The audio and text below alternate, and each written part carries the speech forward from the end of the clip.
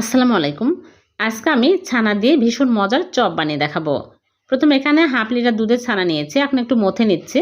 আর একটা সিদ্ধ আলু নিয়েছি, গ্রেটার দিয়ে গ্রেট করে নিচ্ছি।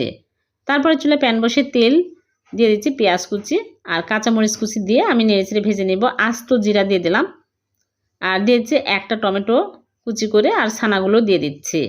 তারপরে লবণ, হলুদের গুঁড়া, মরিচের গুঁড়া, জিরা ধনিয়া গুঁড়া দিয়ে আমি ভালো করে নেড়েচেড়ে ঢেকে রাখবো 5 মিনিট। সিদ্ধ হয়ে গেলে আমি এর মধ্যে আলুগুলো দিয়ে দিচ্ছি, দিয়ে ভালো করে নেড়েচেড়ে নিব। ছানা দিয়েছে, নেড়েচেড়ে চুলা থেকে নামিয়ে ঠান্ডা করে নিব।